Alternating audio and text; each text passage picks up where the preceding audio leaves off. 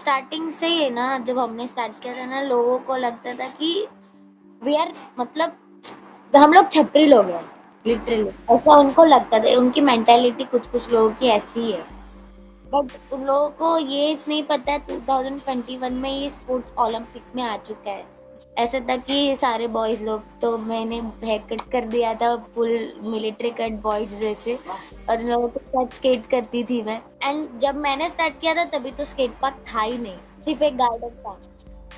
और हम लोग के टाइम पर ऐसा हालत था कि लिटरली शूज फटता था और उसके ऊपर फेविक्विक जो होता है, फेविस्टिक, वो लगा लगा कर जीन्स का पैच लगा कर स्केट करते थे। जूते नहीं होते थे, पैर छिल जाते थे, कुछ भी होता था।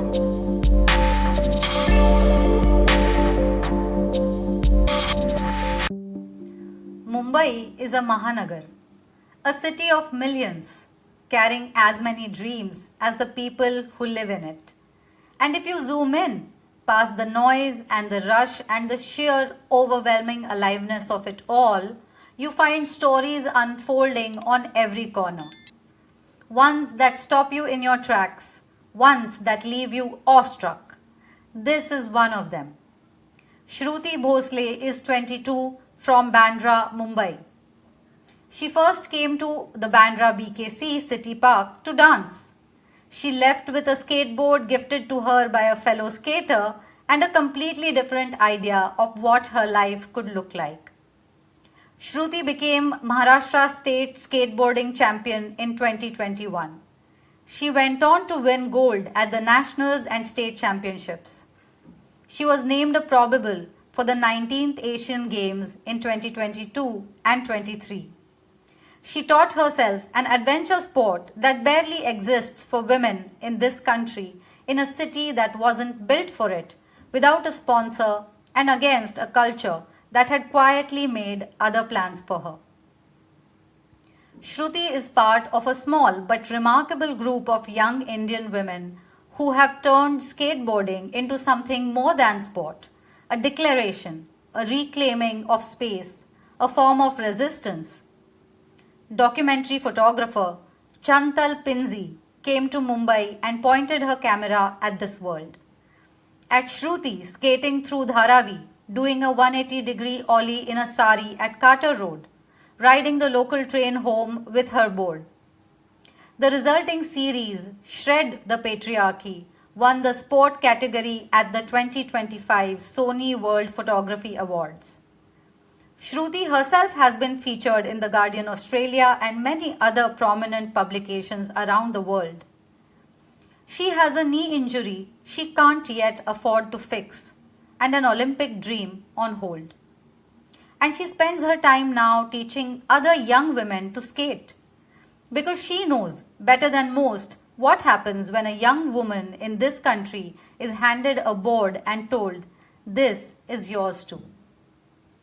You are with me, another Shruti, on the Curious Human project, where we talk about sport, health, habits, and the hustle to be human. Welcome to the show, Shruti Bhosle. Hello.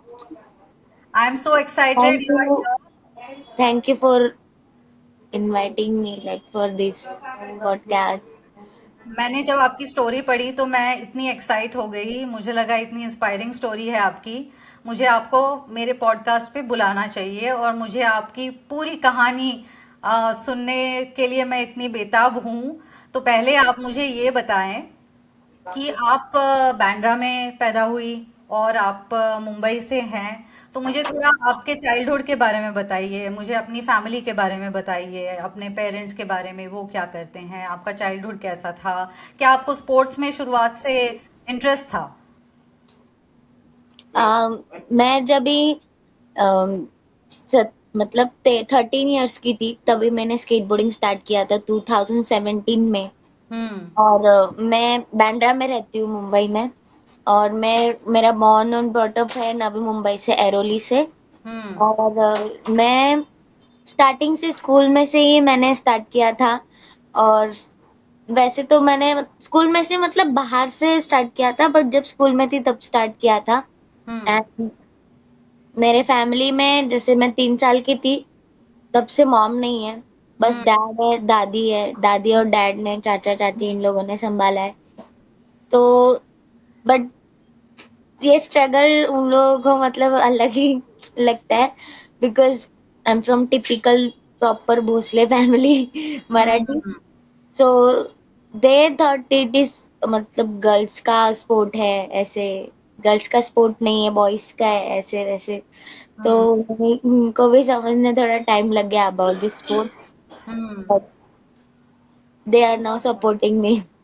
Very nice. और आप जब बचपन बचपन से आपको sports का मतलब पसंद है, स्पोर्ट्स में आप थी बचपन से, या मतलब 13-14 साल के बाद तो आपने स्केटिंग शुरू किया, बट उससे पहले भी आप कुछ स्पोर्ट्स करती थी स्कूल में?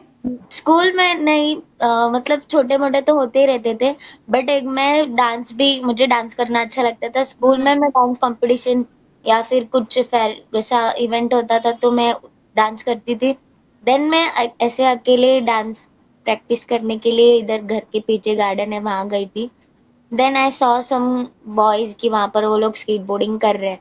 देन आई सॉ एंड मैं उन लोगों को मस्का मार के भैया भैया बोल के स्केट बोर्ड लेके सीख करती थी। देन उन लोगों ने मुझे मतलब बोर्ड दिया, एक अजहर भैया स्केट बोर्डर है, बहुत पुराने हैं वो। और जब भी मैं स्टार्ट किया था, जब मैं कर रही थी स्केट बोर्डिंग, तभी कोई लड़कियां थी ही नहीं मुंबई में। वाह, फर्स्ट लड़की हूँ मैं मुंबई से जिसने स्टार्ट किया था। क्या बात है। मैंने जब इन लोगों के साथ स्टार्ट किया था तभी मैं, ऐसा था कि सारे बॉयज लोग, तो मैंने हेयर कट कर दिया था फुल मिलिट्री कट बॉयज जैसे, और इन अच्छा। लोगों के साथ स्केट करती थी मैं। हाँ। एंड इन लोगों को देख देख कर स्केट करती थी। हाँ। तो और वो उन्होंने अलग आपको ही- बिल्कुल सिखाया, साथ में लिया, और हाँ, क्योंकि आप सपोर्ट कर पहली थी देती तो उन्होंने भी पहले लड़कियों के साथ स्केटिंग नहीं किया होगा, फिर भी उन्होंने लिया आपको और हाँ आपको हाँ, सिखाया। सपोर्ट करते थे। एंड 2017-18 दैट टाइम ऐसा था कि तभी टिकटॉक था। एंड हम्म। वहां जहाँ मैं स्केट करती थी वहां लड़कियां लड़के सब लोग टिकटॉक बनाते थे, वीडियोस बनाते थे, और मैं उन लोगों के बीच में जाके स्केट करती थी। मुझे बहुत मजा आता था बिकॉज आई फेल्ट मैं डिफरेंट हूँ। क्या बात है, आप डिफरेंट हो। क्योंकि आपने जैसे अभी बताया, आप पहली लड़की थी जो स्केटबोर्डिंग कर रही थी, और वो भी मुंबई में। यस। तो पहले तो मुझे आप ये बताइए कि आपने आपके इंस्टाग्राम पेज पे लिखा है कि आप स्केटबोर्डर भी हो और स्किम बोर्डर भी हो। तो ये स्किम दोनों में बोर्डिंग, फर्क क्या है, पहले तो ये बताइए। स्किम बोर्डिंग ऐसा है कि वो पानी सर्फिंग होता है जो पानी में करते हैं, और हाँ। स्किम बोर्डिंग ऐसा है जो पानी के लहर पर थोड़े से इतने पानी में करते हैं, जो हाँ। थ्रो करके दौड़ के जाते, थ्रो करके करते हैं। हाँ। तो स्किम बोर्डिंग में सर्फिंग में भी मजा आता है, बट सर्फिंग थोड़ा सा इट्स मतलब थोड़ा महंगा स्पोर्ट भी बोल सकते हैं, बट स्टार्टिंग तो स्केटबोर्डिंग का जर्नी तो सर्फिंग से ही हुआ है अच्छा। 1940 में। अच्छा। यस, वो कैलिफोर्निया से आया हुआ है। तो बट स्कीम बोर्डिंग ऐसा है कि स्कीम बोर्ड मैंने और मेरे फ्रेंड लोगों ने घर पर बनाया हुआ है 2021 में। अच्छा। तो दैट्स वाई, तो मेरे पास खुद जो मेरा फ्रेंड था उसका, उसने और हमने बनाया था वो स्किम बोर्ड। एंड हम लोग स्किम बोर्डिंग करने जाते थे, सर्फिंग करने खुद से जाते थे, बनाया? बट हाँ घर पर ही बनाया हम लोगों ने, अच्छा। मशीन वगैरह सब लाके। एंड दो स्किम बोर्ड है मेरे पास। जो मेरा फ्रेंड था is no more from the 2023, but अच्छा। वो एक मेमोरी हो गया फ्रेंड्स के साथ जो करती थी स्किम बोर्डिंग। एंड वो मजा भी आता है गिरने में और फिर से चलाने में। अच्छा, तो ये है डिफरेंस। और जो मुझे थोड़ा आपको ये पूछना है, आपने अभी जिक्र किया कि कैलिफोर्निया से ये सर्फिंग से स्केटबोर्डिंग आया था, ये यस, आपने कहा था, तो उसके बारे में थोड़ा और मुझे बताइए। 1940 में ऐसा था कि जो जो लोग पानी में सर्फिंग करते थे, एक बार बहुत बाढ़ आ गया। हम्म। एंड वो लोगों को सर्फ करने ये नहीं हो रहा था कि क्योंकि वेव्स बहुत ज्यादा डेंजरस हो गई थी। फिर हम्म। इन लोगों ने सर्फ बोर्ड के ऊपर व्हील्स लगाए, और जो स्विमिंग पूल होता है, हम्म। स्विमिंग पूल खाली था तो वो लोग हम्म। उसमें चलाने लगे, ट्राई करने लगे। एंड देन धीरे धीरे वो डाउनहिल में हुआ। इसके इसमें तीन ये है कैटेगरीज, एक फ्री स्टाइल है, एक डाउन हिल है और एक स्ट्रीट है, और स्ट्रीट हम्म। और बाउल अलग होते हैं। तो अच्छा। एक लॉर्ड्स ऑफ डॉगटाउन करके मूवी है, हम्म। उसमें सब स्टोरी बताया हुआ है स्केट बोर्डिंग का। अच्छा। ओके। और मैं 1 मिनट के लिए फिर से आपके चाइल्डहुड के बारे में पूछना चाहती हूँ। तो आपने कहा कि जैसे दादी ने और पापा ने आपको बड़ा किया, तो क्या करते थे पापा? उनको कुछ बैकग्राउंड पता था स्पोर्ट का, या कैसे आपको उन्होंने बड़ा किया? कैसा आपके घर में माहौल था? 1.5 साल घर पे पता ही नहीं था मैं स्केटबोर्डिंग कर रही हूँ, तो मैं अच्छा। चुप चुप के करती थी। अच्छा। जब डैडी को और दादी को पता चला, दादी दादी बोलती है कि जब ये हाथ पैर टूटेगा तो शादी कौन करेगा। और हाँ। तो दादी ने एक बार स्केटबोर्ड फेंक भी दिया था मेरा। अरे बाप रे, फिर आपने क्या कहा उनको? कुछ नहीं कहा। देन मैं फिर और एक इवेंट में इवेंट में जीत गई मैं नया अच्छा। बोर्ड। बट अच्छा, नया बोर्ड मिल गया उस इवेंट में। दादी is here, she is laughing. चलो, फिर अब तो वो आपके टीम में हो गई है, दादी तो आपके टीम में अब। Not fully, हाँ। because she asked. They are also right because ये स्पोर्ट्स में इंडिया में स्कोप नहीं है। लाइक अभी भी बहुत टाइम लगेगा फॉर इंटरनेशनल, बिकॉज आगे भी चीजें हैं, मैं आपको बताती हूँ। बट जरूर। हाँ, दे जस्ट वांट कि अगर तुम ये स्पोर्ट्स खेल रहे हो तो तुम इसमें क्या अर्न करोगे, क्या कैसे करोगे, हाँ, ऐसे। ये तो हर एथलीट का सवाल है इंडिया में। इसीलिए मैं ये पॉडकास्ट करती हूँ कि आपके जैसे एथलीट्स इस पॉडकास्ट पे आए, अपनी स्टोरी बताएं, और उसके बारे में हम आगे भी बात करेंगे। लेकिन मुझे आपको ये पूछना था कि आपने कहीं एक आर्टिकल में ये भी कहा था कि फिर आपने दादी को ये भी कहा कि अगर हाथ पैर टूटेंगे तो फिर मैं कोशिश करूंगी कि और लड़कियां मेरे जैसे समझे कि स्पोर्ट्स से उनको कितनी हिम्मत मिलती है। और मैं चाहती हूँ कि मैं आगे जाके उनके कुछ काम आऊं। हाँ, तो इसलिए मैं वर्कशॉप्स लेते रहती हूँ for the girls specially, hmm. Because ये स्पोर्ट्स ऐसा इतना महंगा है। मुझे भी पता है कि इसके लिए कितना मतलब पापड़ बेलना पड़ा है। बोर्ड बहुत महंगा आता है, एंड हम्म। एवरीवन, सबको किसी को ट्राई भी करना है तो उनको डर लगता है, गिरने का डर होता है। हाँ, करेक्ट। मैंने लास्ट 42 इयर्स की मैम को भी सिखाया है स्केटबोर्डिंग। वाह वाह। और मतलब ये बताइए कि फिर कई सारी लड़कियां आती हैं आपके इन वर्कशॉप्स में अब? हाँ, आकर गई है बहुत, वैसे तो और जब उनको आती है बहुत तो एंजॉय मजा आता है। करती है? हाँ, उनको मजा आता है, एंड बस उनको एक दो बार वो लोग थोड़ा सा डरते हैं। देन उनको मैं भी थोड़ा सपोर्ट करती हूँ कि कुछ नहीं होगा, डोंट वरी। मैं बट वेट कर रही हूँ कि मैं आपके ऐसे एक वर्कशॉप में आऊँ। मैं स्केटिंग मैंने सीखा हुआ है, तो स्केटिंग तो मुझे पसंद है। लेकिन मैं चाहती हूँ कि मैं और देखूँ कि आपके ये वर्कशॉप्स कैसे होते हैं, और साथ में मैं आपके स्केटिंग करूँ। तो पहले मुझे आप ये बताइए कि आपको एक दोस्त ने आपको ये स्केटबोर्ड दिया जब आप उनसे मिली फर्स्ट टाइम, और वो हम्म, तो आगे आपने फिर जैसे आप कॉम्पिटिशन्स में जाना आपने शुरू किया, और आगे आपको गोल्ड भी मिला है, स्टेट नेशनल में आप गई हैं, चैंपियन हो गई हैं। तो कोचिंग कैसे आपने हासिल की? क्योंकि किसी ने आपको स्केटबोर्ड दे दिया ठीक है, लेकिन अगर compete करना है तो कोच भी तो चाहिए। तो वो जर्नी कैसे रही? एक्चुअली स्केटबोर्ड बस मुझे अजहर भैया जो उन्होंने मुझे दिया था बस।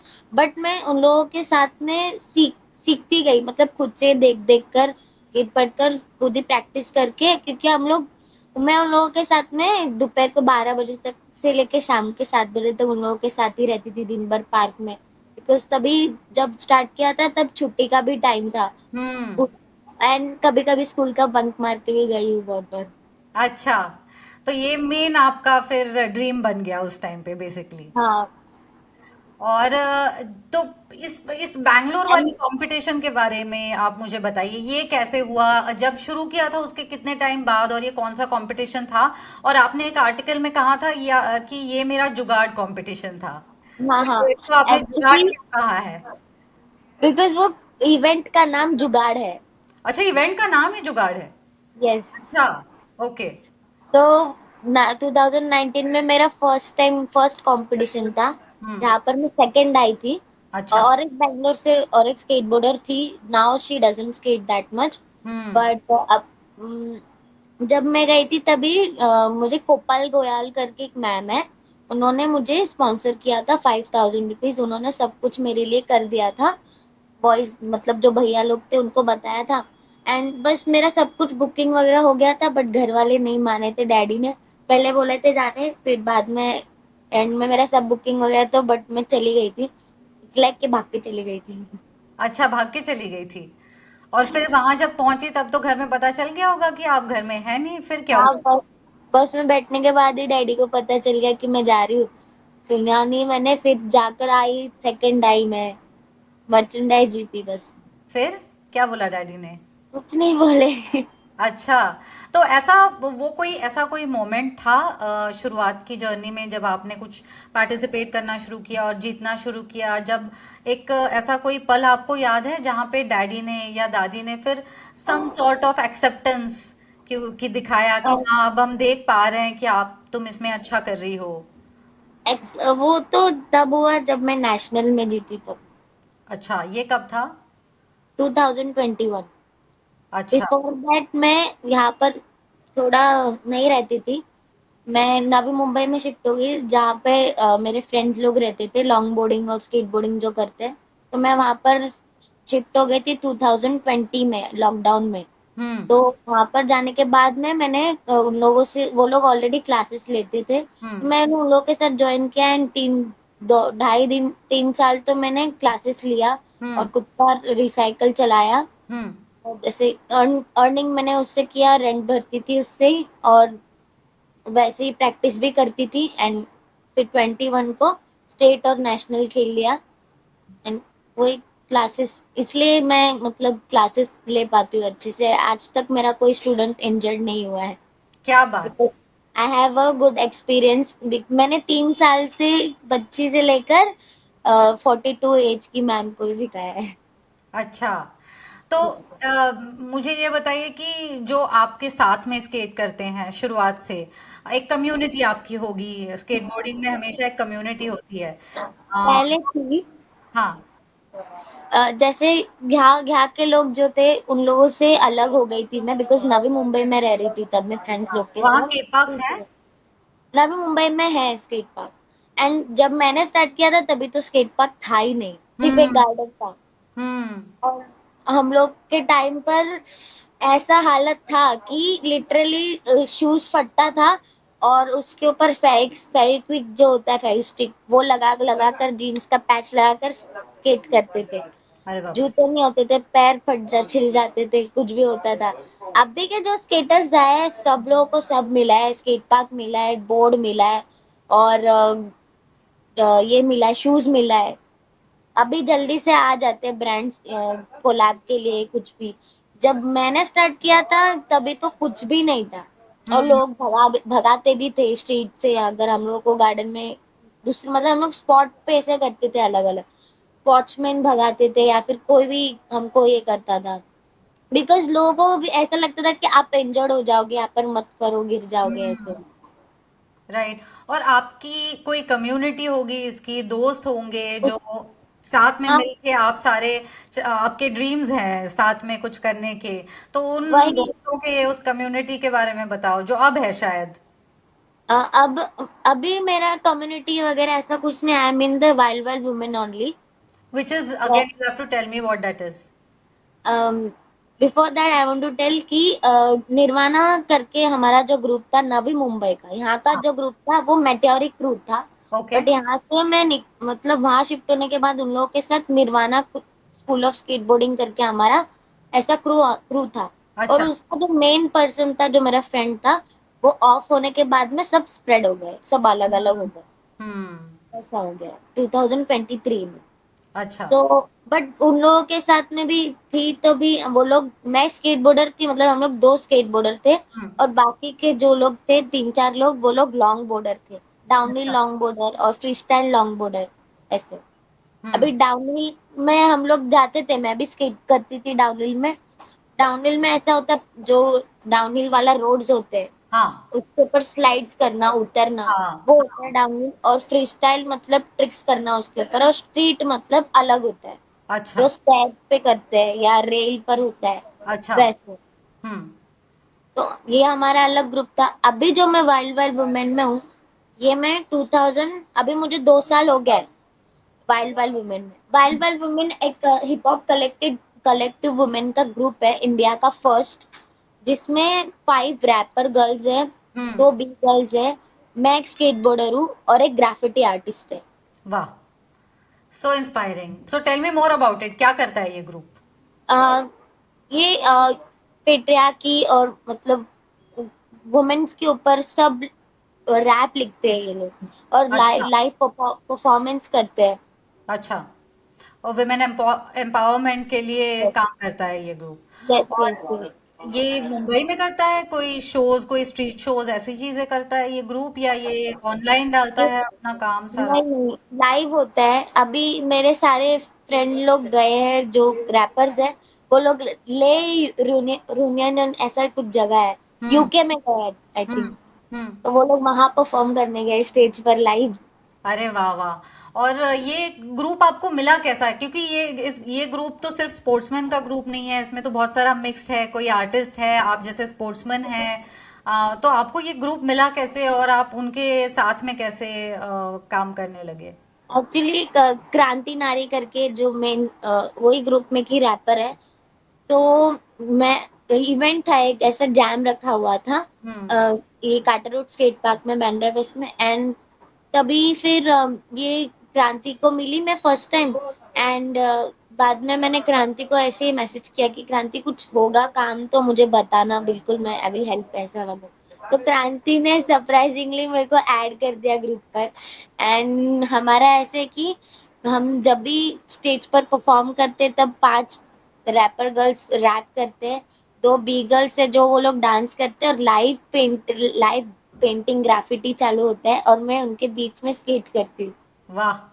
तो मुझे डेफिनेटली आपका ये शो देखने आना चाहिए एक दिन। और मुझे आपसे ये पूछना है कि आप जब ये स्टेट और नेशनल टूर्नामेंट्स में गई, और जैसे आपने ये बताया कि स्केटबोर्डिंग कम ही लड़कियां करती है, कम मतलब लोग ही ऐसे कम है, स्पोर्ट्समैन ही कम है जो स्केटबोर्डिंग करते हैं।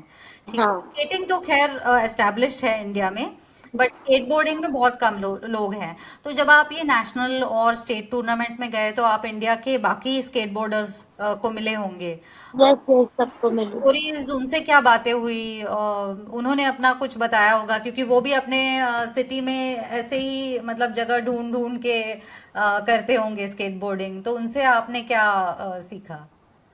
उनसे अभी जब इंडियन टीम में मैं थी चंडीगढ़ मोहाली में 2 महीना, तो तब तो प्रैक्टिस वगैरह सब होता था। लेकिन ये चीज मैंने सबसे सुना कि जो नेशनल कंपटीशन हो रहा है और जो इंटरनेशनल हो रहा है for the skateboarding competition, सारे चीज के लिए हमें हमारे जेब से ही पैसे डालने हो पड़ हम्म रहे थे। हम्म तो धीरे धीरे अभी तो वहां पर भी ज्यादा कोई जाता नहीं है हम्म बिकॉज ऑफ, एंड मैं भी नहीं जा रही हूँ। I can still play state and national, but her time यही हो रहा है कि एक ही मतलब जीतने के बाद बस मेडल ही मिलने वाला है, ऐसा चल रहा है सब। सब यही बात कर रहे हैं। तो या अभी सब स्ट्रीट ही स्केट कर रहे हैं, बहुत कम लोग नेशनल स्टेट के लिए जा रहे हैं। और आपने कभी किसी को अप्रोच किया कि मैं एथलीट हूँ, मुझे फंडिंग की ज़रूरत है, अगर मुझे नेशनल खेलना है, उसके आगे इंटरनेशनल खेलना है, तो आप मुझे मदद करो फंड्स जुटाने में? मैंने किया था, मैंने पोस्ट भी डाला था, बट मैंने सर्जरी के लिए पोस्ट डाला था, किसी ने ज्यादा रिप्लाई नहीं ये किया नहीं। तो आई जस्ट मैंने होप्स छोड़ दिए फिर। ये तो बहुत गलत बात है, और इसके बारे में मैं आपसे बाद में फिर से बात करूंगी फंडिंग के बारे में। लेकिन मुझे आपसे आपकी इंजरी और सर्जरी और के बारे में पूछना था, और ये फंड्स जो आपकी सर्जरी के लिए चाहिए थे आपको, ये कितने थे और ये कब की बात है? तो मुझे ये सारी स्टोरी आप बताएं। एक्चुअली जब मैं वर्ल्ड चैंपियनशिप की इंडियन टीम में थी पुणे में, वहां कब पर कब की कैंप बात है? चल रहा था 2022 में। ओके। एंड तभी मैं शाम को प्रैक्टिस कर रही थी एंड मैं ज्यादा हाइट से मैं ट्रिक्स कर रही थी। मैंने सेफ्टी पहना हुआ था, बट स्टिल जैसे ही मैं थर्ड ट्रिक करने गई मेरा घुटना बाहर आ गया डायरेक्टली। अच्छा। एंड मेरे फ्रेंड ने आके पैर खींचा और घुटना फिर से सीधा हो गया। एंड फिर वैसे फटाक से एमआरआई करने गई मैं। एमआरआई में पता चला कि एसीएल पूरा कंप्लीट टेयर है, हम्म। एमसीएल डैमेज है। तो डॉक्टर ने बोला कि आपको सर्जरी करना होगा, और सर्जरी नहीं करोगे तो आप रिस्क वाला ट्रिक्स नहीं कर सकते हो, हाइट से ज्यादा जंप नहीं कर सकते हो। तो इसको खर्चा बोला था कुछ 3 लाख रुपीज ऐसे। ओके। ओके। और फिर? और फिजियोथेरेपी का अलग। ओके। फिर क्या किया आपने? एंड मैं अभी ऐसे कि मेरा मैं तो हूँ मिडिल मिडिल क्लास फैमिली से, तो फैमिली ने बोला कि यू हैव टू मैनेज, मतलब खुद के ऊपर। They can't do anything because I chose this for me, अकेले, मतलब इसलिए। नहीं तो आगे क्या हुआ? आपकी इंजरी तो हुई थी, आपको डॉक्टर ने सर्जरी करने को बोला था, ये 22 की बात है। तो आगे हाँ, आपने सर्जरी की नहीं फिर? नहीं नहीं की है सर्जरी अभी तक। अभी तक नहीं की है? नहीं। तो दर्द नहीं होता अभी आपको? मैं स्टिल उस इंजरी के बाद भी जब पैर थोड़ा ठीक हो गया, तो मैं स्टेट और नेशनल तो भी कंटिन्यू खेल रही थी, बिकॉज मुझे रहा नहीं जा रहा था विदाउट स्केट बोर्डिंग। तो फिर मैं नी कैप सेफ्टी यूज कर कर ही स्केट कर रही हूँ अभी भी, जो मैं जितना ट्रिक्स कर सकती हूँ उतना। बट अभी मेरे पास टोटल मैंने मुझे ऐसा लगता है कि इंजरी की वजह से मैं रुकी नहीं, अच्छा लगा। एंड इंजरी होकर भी मैंने खेला स्टेट और नेशनल, अभी मेरे पास टोटल 12 मेडल है। कॉन्ग्रेचुलेशंस। और अब आपके पास थोड़ा एक प्लेटफॉर्म है, तो आप उस प्लेटफॉर्म को यूज करके फंडिंग के बारे में सोच सकती हैं, और ये सर्जरी डेफिनेटली आप कर सकती हैं, क्योंकि और आगे आप जा सकती हैं इंटरनेशनल लेवल पे। तो आपको जरूर ये फंडिंग रेज करना चाहिए। और कई सारे ऐसे स्पोर्ट्स फंडिंग के ऑर्गेनाइजेशंस है जो एथलीट्स को फंडिंग देते हैं ग्रास रूट्स लेवल पे। तो मैं अब हमारी ये बातचीत होने के बाद मैं भी आपको कुछ नाम भेजूंगी, और मैं भी कुछ लोगों को बताऊंगी। लेकिन मैं चाहती हूँ कि आप ये सर्जरी करें और आप स्पोर्ट को सीरियसली लें, क्योंकि आप काफ़ी यंग हैं, आपके पास टाइम है। तो आपको हमारी कंट्री को एक बार एटलीस्ट रिप्रेजेंट करना ही चाहिए, एक ऐसे स्पोर्ट में जो हमारी कंट्री का नेटिव स्पोर्ट नहीं है, जो हम बचपन से सुनते नहीं है जिसके बारे में। तो अगर आपको God has blessed you with this skill, then you should definitely be able to continue it. So I definitely will pray for that to happen. मुझे आपको ये भी पूछना था कि मैं ना एडवेंचर स्पोर्ट्स बहुत पसंद करती हूँ, जैसे स्काई डाइविंग हुआ, या हम्म। जब मुझे वक्त मिलता है तो मैं जाके मुay थाई वगैरह मार्शल आर्ट्स ये सीखने की कोशिश करती हूँ। तो डर तो लगता है इन स्पोर्ट्स में, क्योंकि ये कांटेक्ट स्पोर्ट्स हैं। तो हम्म।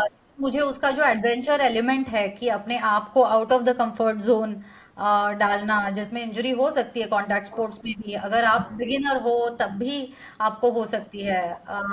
तो मुझे एडवेंचर स्पोर्ट बहुत पसंद है, और मुझे ऐसा लगता है कि मैं उससे बहुत सीखती हूँ। तो मुझे आपको ये पूछना था कि ये जो ओवरकमिंग फियर है to be a skateboarder and daring to do all those tricks and learning that. So, what have you learned from this sport? From this sport मैंने तो सीखा है कि मतलब मैं नहीं रुक, मतलब ये मेरी पहचान बन चुकी है, the skateboarder. I am the skateboarder because मैं मुझे अभी कोई पूछेगा who are you, what you do, I am a skateboarder and I do skateboarding. Hmm. And ये मुझे सिखाता है कि मैं रुक ही नहीं सकती हूँ, Hmm. और मैं कनेक्टेड हूँ बिकॉज ऑफ दिस स्पोर्ट। मेरी एक पहचान बनी है। एंड मुझे बहुत अच्छा लगता है। दूसरे स्पोर्ट्स भी मैं मतलब ट्राई करती हूँ, लेकिन वो मजा नहीं आता है जितना मैं स्केटबोर्डिंग में फोकस्ड हो जाती हूँ। स्केट करते वक्त पूरा उसी में फोकस्ड रहता है, आजू बाजू में कौन देख रहा है कौन देख रहा नहीं है, मैं गिर रही हूँ पड़ रही हूँ फिर उठ के स्केट कर रही हूँ। वो वो जो फोकस है वो अलग ही है। और क्योंकि आप ये सब कर रहे हो, आपको ऐसे लगता है कि बाकी जो आपकी जिंदगी है और जो आगे की आने वाली जिंदगी है, स्पोर्ट्स की हम्म, भी जिंदगी और बाकी भी, हम्म, उसके लिए आपको ऐसे लगता है कि आपको एनकरेजमेंट मिलता है, आपको एक डायरेक्शन मिलता है, आपको एक ड्रीम मिलता है, क्योंकि आप ये करते हो, हाँ हाँ। क्योंकि आप स्केटबोर्डर हो, क्योंकि आप एडवेंचर स्पोर्ट करते हो, आपको ऐसा लगता है कि जो बाकी की जिंदगी है हम्म। उसके लिए आपको करेज मिलता है। हाँ, एक्चुअली अभी तो मैं ऑफिशियली ऑफिशियल मतलब प्रॉपर स्केटबोर्डर हूँ। मतलब इंडिया से अभी तो मुझे ऑलमोस्ट 10 साल होने आया है। हम्म। एंड जो मेरे पास एक्सपीरियंस है एज अ गर्ल, जब मैंने स्टार्ट किया था तब आपको मैंने बताया कि मेरे जैसे मैंने स्ट्रगल देखा है एज अ गर्ल, वैसा और कोई लोगों ने नहीं देखा होगा एंड इंडिया व्हाट में। Is that, can you tell me in your हाँ, वर्ड्स? जैसे कि वही कि स्केट पार्क नहीं होना, और पर घर वाले मतलब परमिशन के लिए लड़ा है जो। अभी तो सबको सब मिल रहा है, बोर्ड मिल रहा है, सब मिल रहा है, सबको आराम से स्पॉन्सरशिप मिल जा रहा है बोर्ड के लिए, शूज के लिए, या कुछ भी जगह है तुम्हारे पास स्केट करने के लिए। एंड अच्छे कपड़े, आज हमारे तो ऐसे फट जाते थे, हम्म। पैंट घिस जाती थी ग्रिप टेप से, और एक कभी कभी बोर्ड नहीं होता था, कुछ टूट जाता था कुछ भी, तो हमको शेयर करके बोर्ड यूज करना पड़ता था। हम्म। अभी तो नहीं देखा है किसी ने ऐसे स्ट्रगल। हम्म। तो इसलिए आपको ऐसे लगता है कि आगे भी आप इसी स्पिरिट के साथ बढ़ सकती हैं, not only in sport but in life. Yes yes. And ये एक्सपीरियंस जो है, जो हमने किया है, वो आगे किसी को होगा नहीं, बिकॉज आई नो कि मैं किसी और को भी हेल्प कर सकती हूँ। वॉट अभी तो जैसे मैं स्केट ज्यादा नहीं कर रही हूँ, but I have extra pairs something, तो मैं लोगों को दे देती हूँ। Hmm. Right. And tell me a little bit about your love for dance, क्योंकि आपकी प्रोफाइल बड़ी ही एक्लेक्टिक है, उसमें मुझे डांस भी दिखता है, रैप भी दिखता है, मुझे आर्टिस्ट भी दिखते हैं, और मुझे स्केटबोर्डिंग भी दिखता है, मुझे अच्छी फोटोग्राफी भी दिखती है। तो मुझे इस सब के बारे में बताइए। एक्चुअली ऐसा है कि रैप मुझे सुनना अच्छा लगता है। अच्छा। एंड डांस में पहले जैसे करती थी वैसे तो नहीं करती, बिकॉज मेरा अभी लाइफ का गोल मेन है स्केट बोर्डिंग। हम्म। एंड डांस तो अभी बस it is just like fun के लिए। या। एंड फोटो का तो आई डोंट नो, मैं ना वीडियो में अच्छी नहीं हूँ, but I my photo my face is photogenic actually. You बहुत आर वेरी फोटोजेनिक। photogenic. या And you have a great mix of a sportsman like face and an artist like face, and you're traveling and skating between the two, which is a very good thing.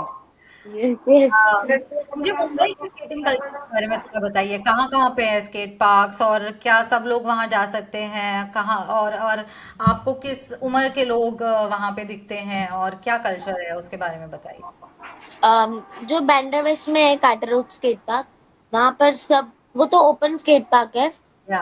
And वहां पर weekend में बहुत ज्यादा गर्दी होता है, but हाँ वो एक स्केट पार्क है। एंड दादर दादर में एक ब्रिज के नीचे हिंदू माता करके जगह है, वहां पर स्केट पार्क है। एंड बोरीवली में भी है स्केट पार्क, थाने में है, और मड आइलैंड में भी अभी बना है वो नया। Hmm. Hmm. But there is I think so for the society के लिए ऐसा कुछ हुआ है। हम्म। अगर वहां पर कोई सोसाइटी में रहता है तो उन्हीं लोगों को एंट्री है, अलाउड ऐसा है। है। हम्म। और नावी मुंबई नेरुल में है स्केट पार्क। अच्छा। यस। और क्या लोग बढ़ रहे हैं वहां पे, और ज्यादा लोग आते रहते हैं या कैसे? लोग आते हैं, बट अभी के जो स्केटर्स है, कुछ ही स्केटर्स है जो लोग मतलब फन के लिए स्केट करते हैं, नॉट फॉर वो उनका लाइफ नहीं है। हम्म। दैट इज फॉर उनका फन पार्ट के लिए लोग अभी स्केट करते हैं। हम्म। ऐसा है। और आपका रूटीन कैसा है अभी, आपका दिन कैसा होता है एक? अभी फिलहाल तो डैड की तबीयत खराब है तो दैट्स वाई मैं घर पर ही हूँ। बट मेरा ऐसा रहता है कि मॉर्निंग उठने के बाद सब जो भी रहेगा काम करके, फिर दोपहर को धूप रहता है तो कांट गो आउटसाइड। बट या वी जब भी क्लासेस होता है तभी शाम के टाइम पे 5 to 6 या 6 to 7 ऐसा क्लास के टाइम पर जाती हूँ, क्लास लेने के लिए पर्सनल क्लासेस, और एल्स स्केट करती हूँ। इन द या फिर इवनिंग्स। स्केट करने नहीं होता है तो फिर बस ऐसे ही बाहर दोस्तों के यहाँ रहती हूँ बस। शाम को मोस्टली करते हैं आप प्रैक्टिस और यस। क्लासेस और सब कुछ। यस। ओके। और आपने मुझे बहुत ही इंटरेस्टिंग चीज बताई कि आपने शाहरुख खान के छोटे बेटे अबराम खान को भी ट्रेन किया है, तो वो पूरी स्टोरी मुझे बताइए। एक्चुअली जो निर्वाणा स्कूल ऑफ स्केटबोर्डिंग है, वो गूगल में रजिस्टर्ड था हमारा। तो स्केट हमारे इस पे ज्यादा लाइक्स थे, जो फिर पार्टनरशिप में था हमारा क्लासेस का। एंड देन एक बार मुझे ऐसे फ्रेंड ने बोला कि वहां जाके क्लासेस, मुझे मजाक लगा कि लिटरली सच में। And then I went there, मैं ही क्लासेस लेने जाती थी अब्रम का। मन्नत में। हाँ, नहीं, स्टार्टिंग में वो स्केट पार्क में आते थे बैंड्रा वेस्ट में। एंड वहां पर गौरी मैम भी आई थी। हम्म। एंड एक एक दो बार कुछ ऐसा हुआ, आने लगे वो लोग, मैं क्लासेस लेने लगी वहां पर पापाराजी लोग, फिल्मी गैंग वालों ने आके फोटो खींच लिया कि अच्छा। ऐसे स्केटबोर्डिंग कर रहा है अब्राहम। देन उन्होंने उनको पता चला तो फिर उन्होंने घर पर बुलाना मुझे स्टार्ट किया। एंड मैं घर पे जाने लग गई उनके, क्लासेस लेने लग गई। वहां पे शाहरुख सर भी होते थे, वो बैठे रहते थे। लेते एंड थे आपके क्लासेस? यस, उन्होंने मेरा बोर्ड भी ट्राई किया है। वाह। उन्होंने भी बोर्ड चलाया है मेरा। अच्छा। और फिर यस, कैसा था वो सारा एक्सपीरियंस अब्राम को ट्रेन करना? That was very different. और ऐसा एक्सपीरियंस था कि मतलब आई वाज वेरी शॉक्ड कि where I am, what I am doing. And I felt very special you are. That that is कि हम हमें मुझे ये अपॉर्चुनिटी मिला शाहरुख सर को मिलने को। अनफॉर्चुनेटली फोटो नहीं मिला मुझे उनके साथ में, that was there was not allowed because मैं उनके घर जाती थी। हम्म। बट अब्रम भी मच स्केट करता था, वो एंजॉय करता था। एंड जब भी वो सीरियस स्केट नहीं करता था तो ऑफ कोर्स डैड डैड होते तो सर बैठे रहते थे क्लास के ड्यूरिंग। यस। और डांटते थे उसको? नहीं, डांटते नहीं थे, बट वो जब भी सर रहते थे शाहरुख सर, तभी वो बराबर करता था क्लासेस। अच्छा। और फिर कितने टाइम तक आपने उनको ट्रेन किया? कुछ 2 months। Okay. And he yes. Enjoyed it? Yes. Yes. And did you follow up later on? Does he still skate? No, he doesn't skate that much I think, because he was just कि एक interest था, that is हो गया बस, और कुछ नहीं। That's so that's so nice. और बट मुझे उम्र। अच्छा लगा कि अब्रम ने मेरे से सीखा स्केटबोर्डिंग चलाने, स्टार्टिंग से चलाने का सब कुछ। That's amazing, what a story that is. और मुझे आपसे मतलब ये भी पूछना था कि जैसे स्टेट चैंपियन आप बनी, ठीक है, हम्म। 22 में, हम्म। तो जब आप स्टेट चैंपियन बनी तो घर में माहौल बदला थोड़ा कि अब शायद ये सीरियसली कुछ करेगी? जब जब मैं स्टेट का हुआ मेरा गोल्ड, तभी मैं नवी मुंबई में रहती थी। हम्म। तभी और नेशनल जाने के पहले मेरा रूटीन बहुत चेंज हो गया था। हम्म। मीन्स ऐसा था कि मेरा फुल प्रैक्टिस नेशनल के लिए चालू हो गया था after the winning the state gold. Hmm. उसमें ऐसा था कि मैं सुबह 4 बजे उठती थी, हम्म। और तब मेरे पास कैट्स भी थे। हम्म। 8 कैट्स थे मेरे पास। 8 तो कैट्स थी? यस। वाओ। एंड सुबह 4 बजे उठ के मैं सब क्लीनिंग, मतलब घर घर वगैरह सब क्लीन करके इनका ध्यान रख के, एंड फिर सुबह मॉर्निंग में 8 से 11 बजे तक मैं प्रैक्टिस का ये क्लासेस लेती थी पहले, छोटे बच्चे लोगों का। वीकेंड में और वीकडेज में दोनों टाइम होता था, और उसमें पर्सनल भी होता था, कंबाइन भी होता था। एंड मैं उन लोगों को वैसे सिखाती थी, और वैसे मेरा रोलिंग चलता था, वो भी मैंने आपको बताया। एंड तो मुझे वो तो करना ही था एंड उसके साथ में मेरा प्रैक्टिस भी होता था। फिर प्रैक्टिस वगैरह करके आके घर पे रेस्ट करके फिर शाम को क्लास फिर से क्लास लेने जाती थी, फिर हम्म से क्लास लेके प्रैक्टिस भी करती थी। तो दिन में कम से कम मतलब 5-6 घंटा तो प्रैक्टिस करना पड़ता था मुझे बिफोर नेशनल। हम्म तब जब मेरा फर्स्ट टाइम नेशनल जाने वाली थी मैं, एंड वैसे कंटिन्यूसली हुआ एंड मैं जीती नेशनल गोल्ड। फर्स्ट टाइम गई, फर्स्ट टाइम जीती एंड व्हेन मैं जीती तभी आंखों से ऐसा आंसू आ गए एकदम। फ्रेंड लोग आके मुझे हक किए। Yes and then your family was very proud of you. Yes yes and वैसे ही इंडियन टीम में भी एशियन गेम्स में सिलेक्ट हो गई मैं for the international. That's so nice.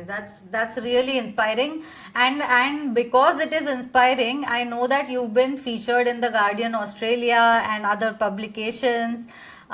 तो ये कैसे हुआ गार्डियन ऑस्ट्रेलिया और बाकी ये पब्लिकेशंस? ये तो मुझे डायरेक्टली उनका कॉल ही आया था मुझे।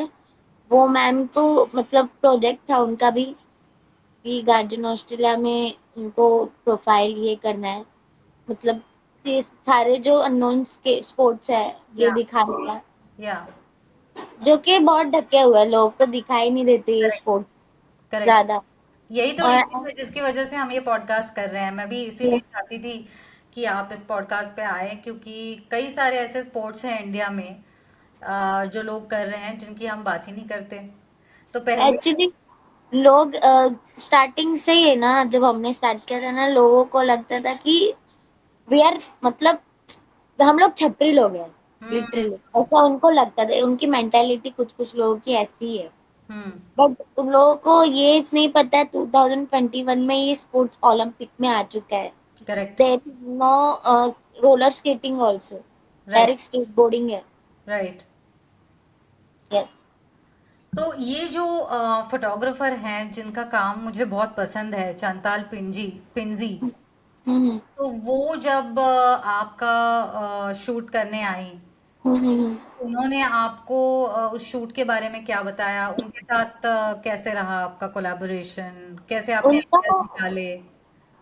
वो मतलब 3 दिन के लिए हम कंटिन्यू डेली मिलकर शूट कर रहे थे एंड अलग अलग स्पॉट पर दिन भर वो शूट कर रहे थे साथ में एंड बस उनका शूट हो गया, वो चले गए but she was nice. Right. And did you give her ideas, or she gave you ideas of the locations and how you would do it? Yes I gave her location. उनको जैसे चाहिए था तो मैंने वैसे लोकेशन पर लेकर गई थी उन्हें। और ये साड़ी पहन के करने का आइडिया कैसे आया? मैंने स्टार्टिंग में क्या हुआ, जब मैंने एक इवेंट था यहाँ पर ही, तो फ्रेंड तो वहां पर मैंने सोचा मैं अभी स्केटबोर्ड और मैं सोची कि मैं क्या पहन के जाऊँ। देन मैंने सोचा कि साड़ी पहन के चले जाती हूँ। देन मैंने स्केटबोर्डिंग साड़ी में ट्राई किया हम्म. एंड उसमें अलग ही ये हुआ कि वहां पे जो लड़कियां आई थी सब लोग मुझे पूछ रही थी कि हम लोग चल भी नहीं पाते इसमें और तुम हाँ. स्केट कर रहे हो इसमें ऐसे वैसे एंड मेरे को ट्रिक्स जम रहे हैं स्केट करने। I was right. Also surprised then I enjoyed and I found that कि ये कुछ इट वाज थोड़ा कल्चर के साथ भी ये था बट और ज्यादा ब्यूटीफुल दिख रहा था skateboard. Right right. No, and I also want to ask you कि ये जो आपने इनके साथ में फोटोग्राफी की, उनकी जो थीम थी फोटोग्राफ्स की, वो ये थी कि श्रेड द पेट्रियार्की. तो उसमें उन्होंने और देशों की जो लड़कियां हैं जो स्केटबोर्डिंग करती हैं, उनका हम्म। भी उसमें उन्होंने फोटोग्राफ लिया था. तो क्या उन यस। लड़कियों से आपका कनेक्शन बना, या आपने एक दूसरे को फॉलो किया, या कभी बात हुई उन लड़कियों से? नहीं नहीं कुछ ऐसा हुआ नहीं, बस चंटाल से ही बात हुआ था मेरा। उन्होंने इंस्टा पर मैसेज किया था कि उन्हें ऐसा जर्नलिस्ट है वो उनको शूट करना है एंड मैं ऑलवेज किसी को मना नहीं करती हूँ, तो मैंने बोला करते हैं of course. Right. And how did you feel when you saw yourself featured along with women from other countries who had similar journeys like yours? Uh, and in a series that was about empowering women, about shattering patriarchy. Did you feel proud that you were part of such a project? Yes, I feel. And आपको लगता है India में हमें इसके बारे में बात करना चाहिए, और कि कैसे पेट्रियार्की को हम पीछे छोड़ सकते हैं? हाँ, ये तो चीज जरूरी है, बिकॉज आउटसाइड के साथ मतलब फैमिली और सबको ये चीजें पता चले। आपको क्या लगता है, आपको पेट्रियार्की के बारे में क्या लगता है, क्या है वो आपके हिसाब से? It is, I don't know properly. No no, आप व्हाट डू यू थिंक? या just in terms of it freedom that women is, should get to follow their dreams. Yes yes, मतलब चाहे कुछ भी हो जाए, you just have whatever you want to do, do it, but don't, किसी से मतलब डरना नहीं है। एंड कुछ टाइम ऐसा आता है कि अ, कुछ मतलब स्ट्रगल आता है बीच में, बट वो स्ट्रगल जो होता है, जैसे मैं डिवाइन से सीखी हूँ, जो रैपर है डिवाइन, हम्म। उनकी लाइफ में कितना स्ट्रगल है, कितना क्या क्या हुआ, वो चॉल से आए। हम्म। बट मुझे ऐसा लगता है कि मेरे लाइफ पे जितना प्रॉब्लम आया अच्छा है, बिकॉज आगे जाके ना एक स्केटर भोसले करके ऐसा मूवी आना चाहिए, अरे डिवाइन जरूर आएगा, करके। जरूर आएगा। मैं वेट करूंगी तो और मैं जरूर देखूंगी।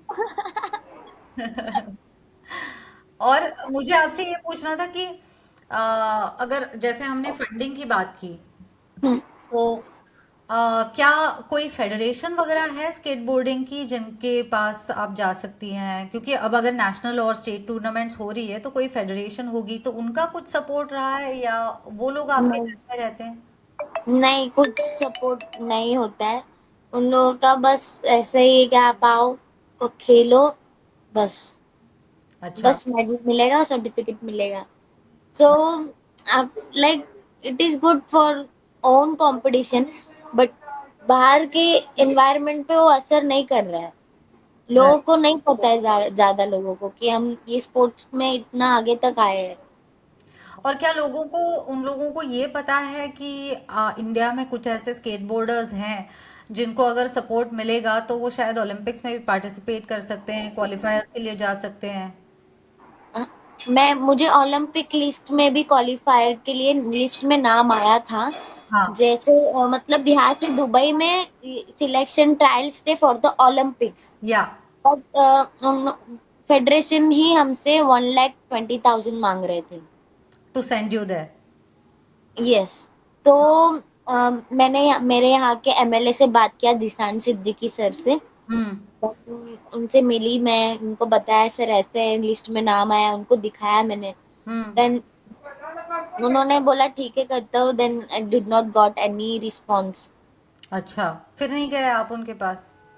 नहीं, फिर नहीं गई, बिकॉज जबकि एक ही बार उन्होंने बोला करता हूँ, एंड आई वाज लाइक कि नहीं हो सकता तो ठीक है, बट अभी उसके लिए अभी लड़के भी मतलब नहीं था। राइट। नहीं, ये जो सिचुएशन है, मैं कुछ ऐसे ग्रास रूट्स एथलीट्स के साथ मैं उनसे पावर लिफ्टिंग सीखती हूँ। तो वो आपके जैसे ही बैकग्राउंड से आते हैं, उनका स्ट्रगल भी आपके जैसा ही है, तो मैं उनके साथ में सीखती हूँ। और मैंने उनके स्ट्रगल्स भी फंडिंग के देखे हुए हैं। और कुछ ऐसा टाइम आता है कि लोकल जो पॉलिटिशियंस हैं उनसे कुछ फंडिंग शायद मिल भी जाता है कभी कभी। पर ये जो फंडिंग बट मतलब। मुझे जब मैं एशियन गेम्स में इंडियन टीम में गई थी, तब मुझे 5 लाख का मिला था हम्म। स्पॉन्सरशिप। बट ऐसा हुआ कि 4-5 कैंप होते हैं महीने में, 15 दिन के, जब हम्म। इंडियन टीम सिलेक्ट होते हैं। तो हम्म। वो 5 पूरे कंप्लीट होने के बाद में डायरेक्ट फेडरेशन से लेटर आया था कि जो वहां से मतलब एशियन गेम्स वालों ने ही ये कर दिया, कैंसिल कर दिया कंपटीशन। हम्म। तो पूरा जो स्पॉन्सरशिप मिला था मुझे, या जो भी अ, आने जाने का था खर्चा, जो भी मेरा इक्विपमेंट्स खर्चा था, सब कुछ खर्चा हो गया, बट हम्म। वो कंपटीशन हुआ नहीं। तो हम्म। दैट्स व्हाई मैं फिर आगे कुछ किया नहीं, फिर दैट्स व्हाई मैं शांति हूँ थोड़ा। हाँ, मैं आपसे ये कहने वाली थी कि उनको भी, उन एथलीट्स को भी कभी लोकल पॉलिटिशियन से वगैरह सपोर्ट मिलता है, लेकिन जिंदगी हमेशा ना एंजाइटी में गुजरती है कि मैं तो चलो सिलेक्ट हो जाऊंगी शायद, चाहे इंटरनेशनल्स हो चाहे इंटरनेशनल्स हो, लेकिन जाऊंगी कैसे? तो यस। सारे जो इंडियन एथलीट्स हैं जो ग्रास रूट लेवल पे शुरुआत से कर रहे हैं, जिनके घर से सपोर्ट नहीं है, उनका ये सबसे बड़ा कंप्लेन है कि मैं किसके पास जाऊं। हर बार कंपटीशन आती है तो ये सोचना पड़ता है कि मेरे परफॉर्मेंस का तो देख लूंगी, पर पैसे कहाँ से आएंगे वहां जाने के लिए? Even for the little form also 700 800 charges करते हैं। तो एंड ऊपर से हमारे इक्विपमेंट्स भी महंगे होते हैं, हम्म। और राइट। वो भी एक्स्ट्रा लगते हैं। इक्विपमेंट के साथ में न्यूट्रिशन भी लगता है ट्रेनिंग के यस। लिए। यस। एंड इंडियन टीम में हम लोग जब भी थे तभी हमने फेडरेशन को कहा था कि हम लोगों को 2-3 महीने के लिए आप लोग इंडिया के बाहर क्यों नहीं भेज सकते हो for the training, hmm. For the only training. आप यहाँ पर कैंप करा रहे हो, उससे अच्छा आप हमको इंडिया के बाहर कोई, मतलब एटलीस्ट कुछ तो जगह होगा इंडिया के बाहर जहाँ पे दूसरे अच्छे स्केटर्स होंगे। हमारे इंडिया में तो अभी जो स्केटर्स है वो है अच्छे, हम्म। बट इतने भी ज्यादा प्रो लेवल के नहीं है। But right. बाहर जो प्रो लेवल के स्केटर्स है उन लोगों के साथ आप हम लोगों को प्रैक्टिस करने भेज सकते हो, बट राइट। उन्होंने नहीं सुना, नहीं किया। राइट। No, I understand. और ये स्ट्रगल सालों से इंडिया में चलता आ रहा है, जिसकी वजह यस। से हमें इन चीज़ों के बारे में और ओपनली बात करनी चाहिए। हमें बाकी स्पोर्ट्समैन की मदद करनी चाहिए जो हमारी हमसे हो सके। जैसे आपने कहा कि आप ट्रेनिंग देते हैं, आप इक्विपमेंट शेयर करते हैं जिन्हें सीखना है स्पोर्ट उनके लिए।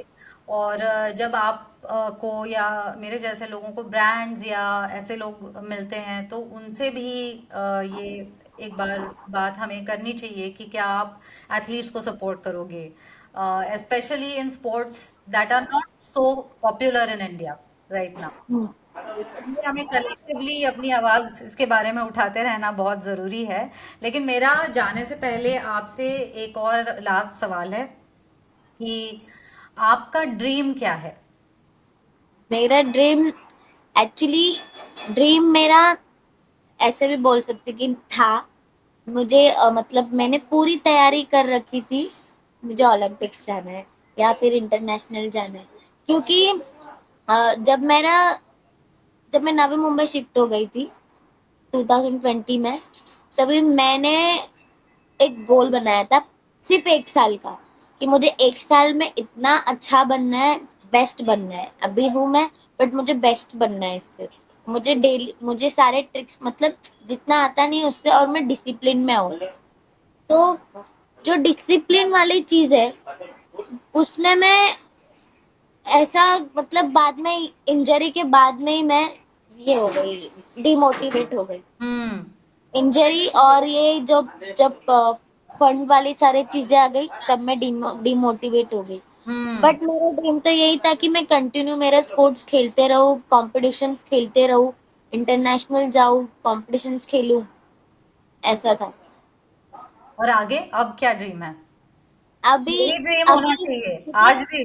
आज भी आपका ड्रीम अभी यही भी होना वो चाहिए। ड्रीम अभी भी वो ड्रीम है, ऐसे नहीं है मैंने, बट मेरा ऐसे कि आगे का पहले सोचने के पहले अभी का सोचना है, प्रेजेंट में जो चीज है, ऐसा है। Yes. एंड मैं फंड का करते करते मैंने अभी ये आयुष्मान कार्ड बना लिया है एक्चुअली। ओके। ओके। नाइस। तो आयुष्मान कार्ड अभी बनाकर मुझे मतलब टाइम हो गया है थोड़ा।